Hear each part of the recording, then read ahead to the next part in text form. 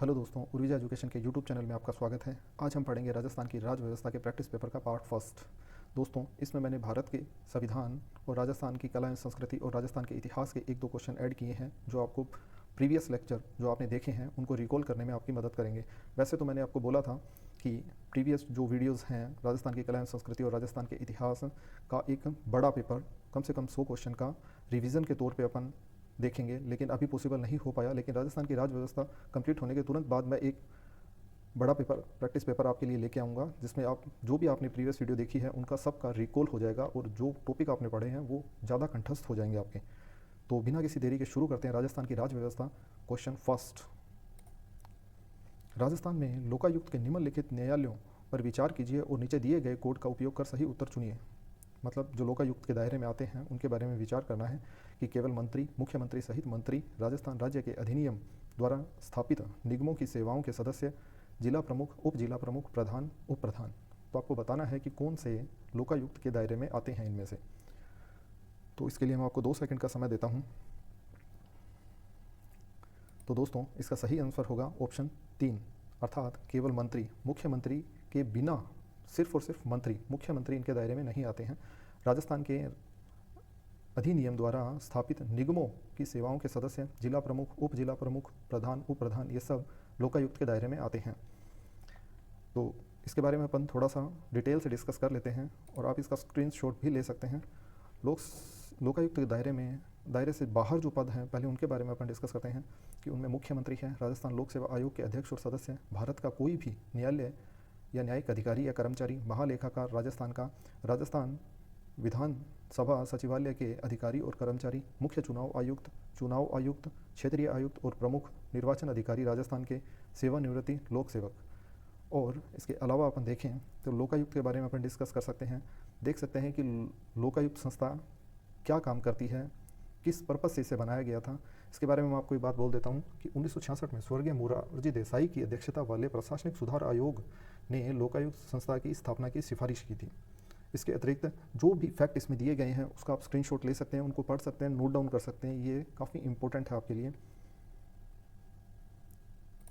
Next, Lokayukta का चयन करने के लिए जो समिति होती है उसमें मुख्यमंत्री, उच्च न्यायालय के मुख्य न्यायाधीश, विधानसभा अध्यक्ष और विपक्ष के नेता, अगर विधान परिषद है तो विधान परिषद के अध्यक्ष और विधान परिषद में विपक्ष के नेता को शामिल किया जाता है। बाद में लोकायुक्त के रूप में किसी व्यक्ति का चयन किया जाता है। नियुक्ति तब राज्यपाल द्वारा की जाती है। एक बार नियुक्त होने के बाद लोकायुक्त को सरकार द्वारा खारिज या स्थानांतरित नहीं किया जा सकता है और केवल राज्य विधानसभा द्वारा महाअभियोग प्रस्ताव पारित करके हटाया जा सकता है। नेक्स्ट क्वेश्चन, निम्नलिखित में से कौन जिला योजना समिति के अध्यक्ष के रूप में काम करता है? जिला परिषद के प्रधान, जिला कलेक्टर, जिला परिषद के मुख्य कार्यकारी अधिकारी, नगर परिषद अध्यक्ष। तो दोस्तों, इसका सही आंसर होगा जिला परिषद के प्रधान। जिला परिषद जिला योजना समिति भारत के संविधान के अनुच्छेद 243 के अनुसार जिला स्तर पर और नीचे योजना बनाने के लिए जिला स्तर पर बनाई गई समिति है। नेक्स्ट क्वेश्चन, निम्नलिखित में से कौन सा राजस्थान लोक सेवा आयोग के अनुसार सही है? अध्यक्ष और अन्य सदस्यों को राज्यपाल द्वारा नियुक्त किया जाता है और राष्ट्रपति को इस्तीफा सौंप दिया जाता है। कार्यकाल 6 वर्ष या 65 वर्ष की आयु जो भी हो पहले हो। 2/3 सदस्य ऐसे व्यक्ति होंगे जो अपनी अपनी नियुक्तियों की तारीखों में भारत सरकार या राज्य सरकार के अधीन कम से कम 10 वर्षों तक पद पर रहे हों। भारतीय संविधान का भाग 14 इसके लिए प्रावधान करता है। तो दोस्तों, इसका सही आंसर होगा भारतीय संविधान का भाग 14 इसके लिए प्रावधान करता है। उसके अलावा अपन देखें, डिस्कस करें इसके बारे में, जो 3 ऑप्शन गलत हैं वो कैसे गलत हैं। तो पहला फैक्ट इसका ये है कि 1935 के भारत सरकार अधिनियम ने न केवल एक संघीय लोक सेवा आयोग की स्थापना की थी बल्कि प्रांतीय लोक सेवा आयोग और संयुक्त लोक सेवा आयोग की भी स्थापना की थी। राजस्थान लोक सेवा आयोग का जो मुख्यालय है वो अजमेर में है। 20 अगस्त 1949 को आरपीएससी की संस्थागत किया गया था। इसकी रचना देखें तो अध्यक्ष और राज्यपाल द्वारा नियुक्त सदस्य मिलकर बनता है। यह त्यागपत्र राज्यपाल को दिया जाता है इनके द्वारा। इसके अलावा कोई अन्य योग्यता नहीं है और आधे सदस्य ऐसे व्यक्ति होंगे जो अपनी संबंधित नियुक्तियों की तारीखों में भारत सरकार, राज्य सरकार के अधीन कम से कम 10 वर्षों तक पद पर रहे हों। कार्यकाल 6 वर्ष या 62 वर्ष जो भी हो की आयु के पहले तक होता है। तो दोस्तों, अब फिर से क्वेश्चन पे चलते हैं। इसमें देखें तो कार्यकाल 6 और 65 वर्ष दिया गया है जो गलत है।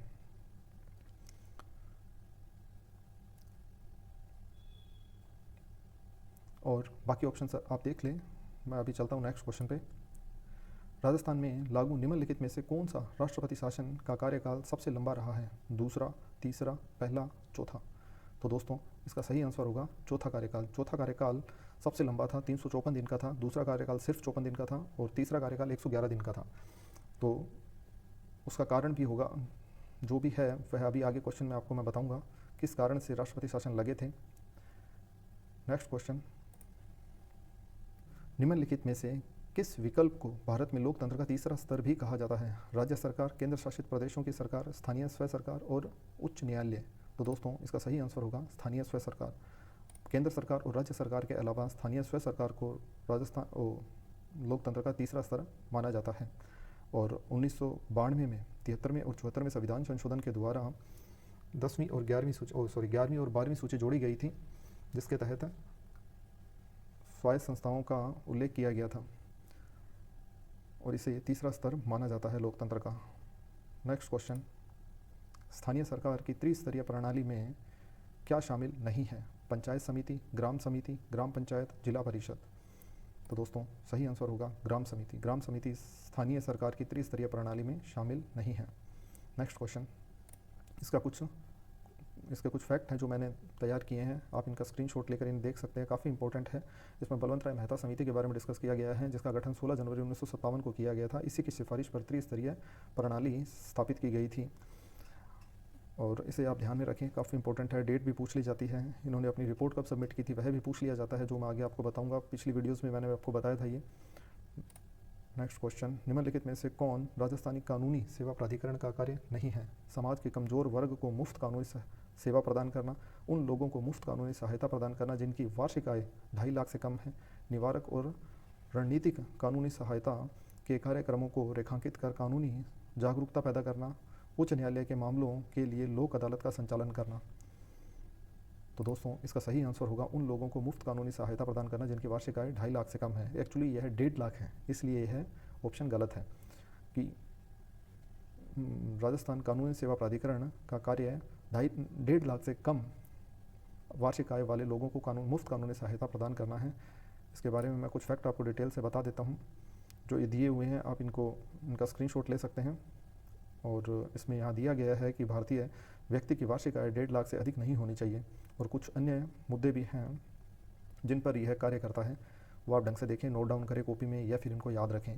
दोस्तों अभी कुछ बच्चों को हो सकता है ये लगे कि क्वेश्चन काफ़ी लेंदी है, लेकिन आप ये मान के चलिए एक क्वेश्चन से आपको कम से कम 3 से 4 क्वेश्चन क्लियर हो रहे हैं।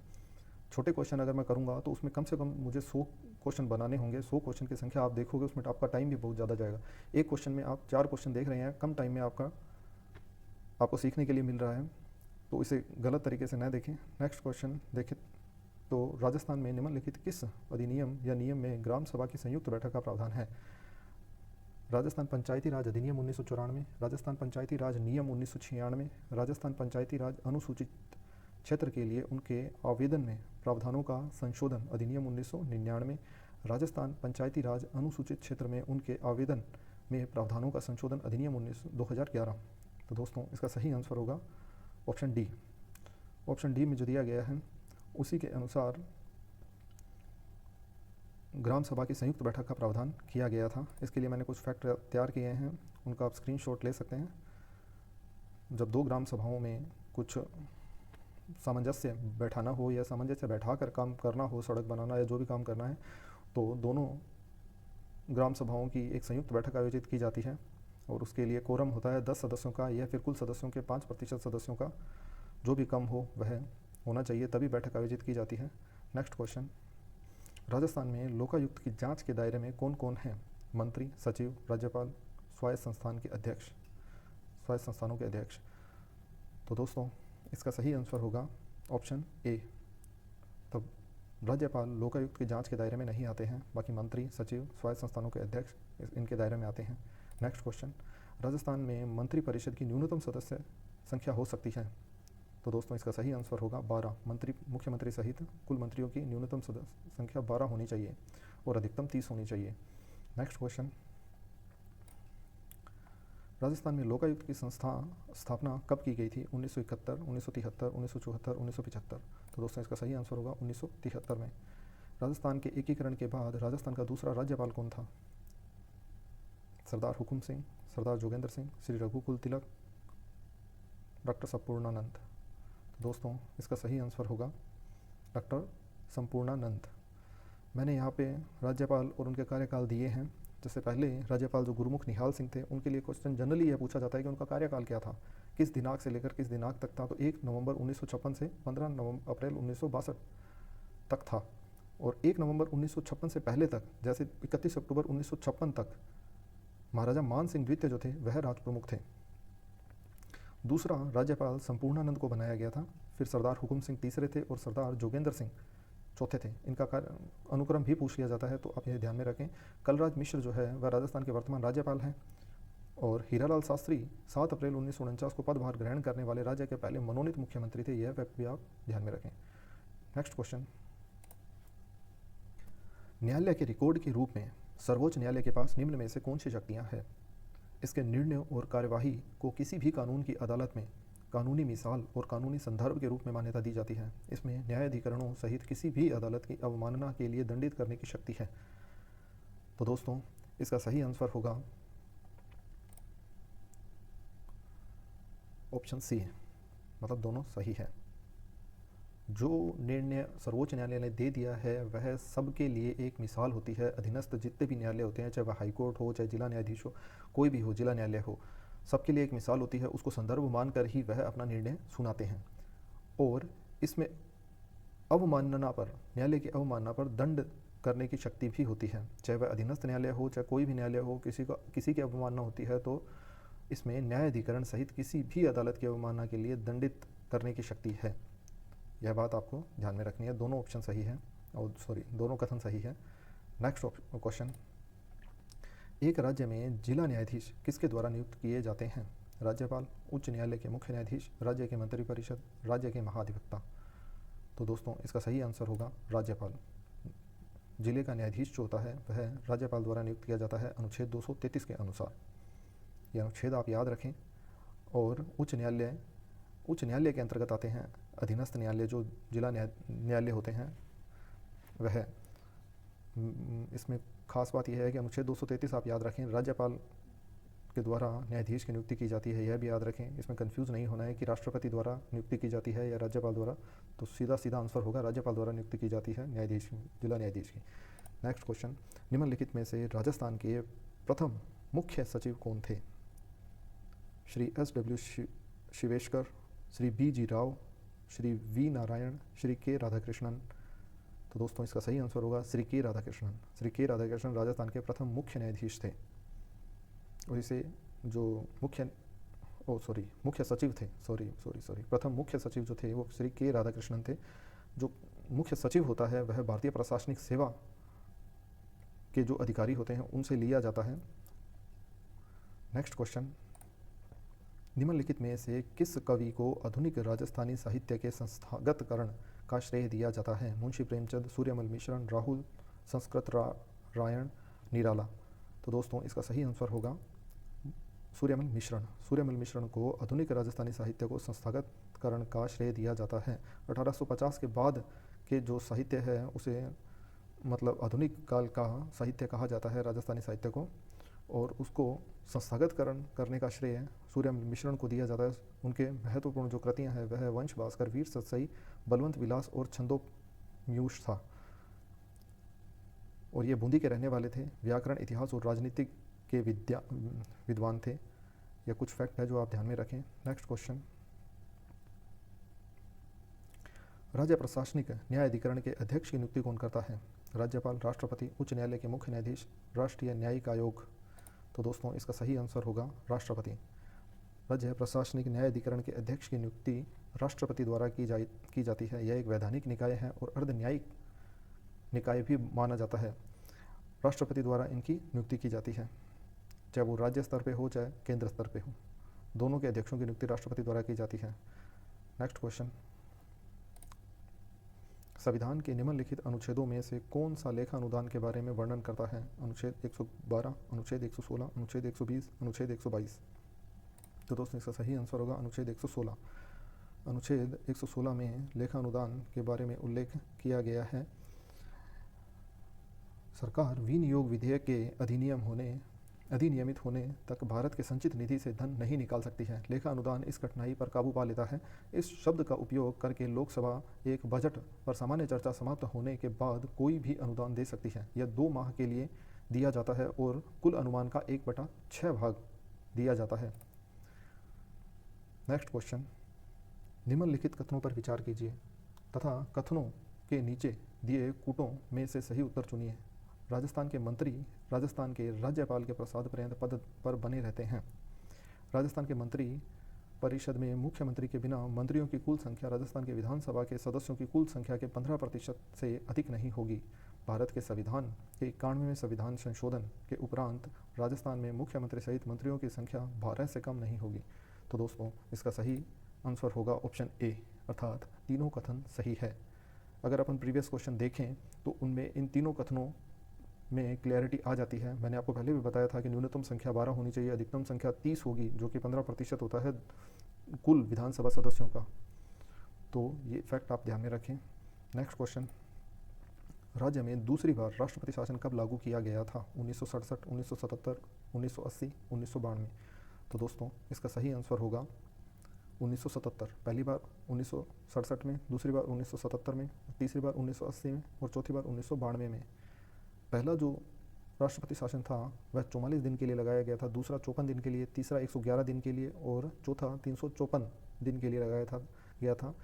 आखिरी के दोनों भैरों सिंह शेखावत की सरकार जो थी उस समय राष्ट्रपति शासन लगाए गए थे, आपको ये ध्यान रखना है। तीसरा है हरिदेव जोशी के समय लगाया गया था और पहला जो है वो चुनाव की अनिश्चितता के कारण लगाया गया था, चुनाव में जो पर्याप्त बहुमत नहीं मिला किसी भी सरकार को।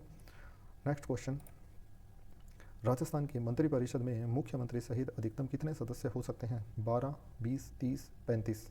ये क्वेश्चन दोस्तों तीसरी बार रिपीट हो चुका है, तो इसे आप कंठस्थ कर लें। इसमें कन्फ्यूज़न ये रहता है, न्यूनतम और अधिकतम का जो पूछा जाता है वो एक कन्फ्यूजिंग होता है, आप कन्फ्यूज़ हो सकते हैं। तो ध्यान में रखें कि अधिकतम सदस्य संख्या 30 हो सकती है, मुख्यमंत्री सहित अधिकतम 30 हो सकते हैं। 29 प्लस एक मुख्यमंत्री, 29 मंत्री होंगे, एक मुख्यमंत्री, मिलाकर 30 होंगे और न्यूनतम 12 हो सकते हैं।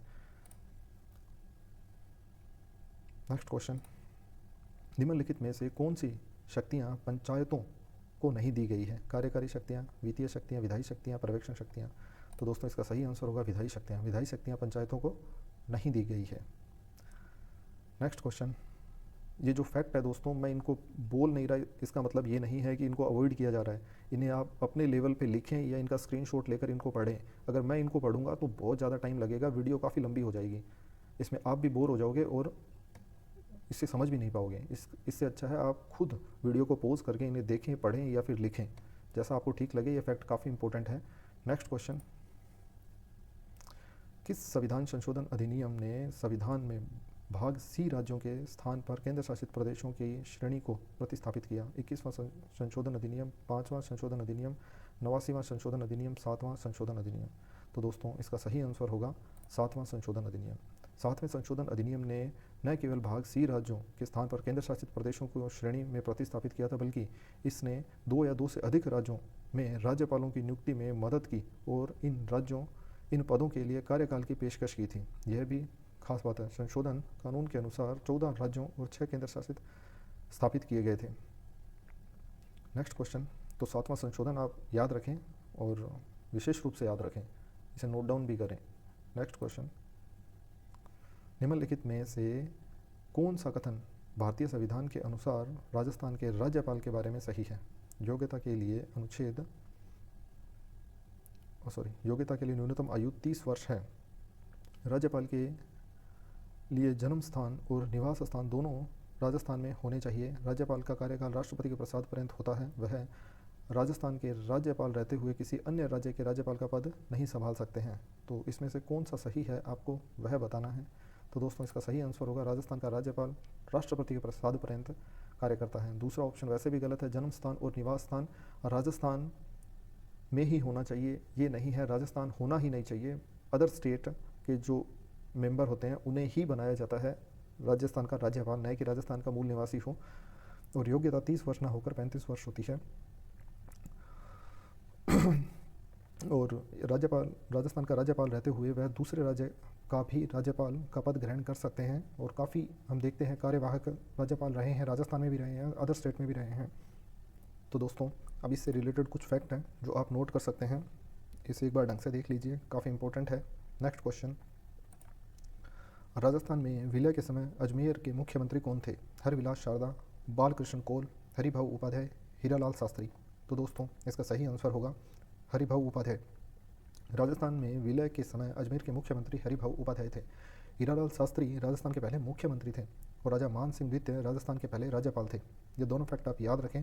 अभी जो हाल फिलहाल राजस्थान के मुख्यमंत्री अशोक गहलोत हैं और जो राज्यपाल हैं वो कलराज मिश्र हैं। तो दोस्तों, इसी के साथ 25 क्वेश्चन समाप्त होते हैं। राजस्थान की राज्य व्यवस्था की सीरीज़ अभी कंटिन्यू बनी रहेगी। नेक्स्ट प्रैक्टिस पेपर का पार्ट 2 हम डिस्कस करेंगे, देखेंगे। तो तब तक आप इन्हें पढ़िए, ढंग से देखिए, नोट डाउन कीजिए। मिलते हैं नेक्स्ट वीडियो में। धन्यवाद।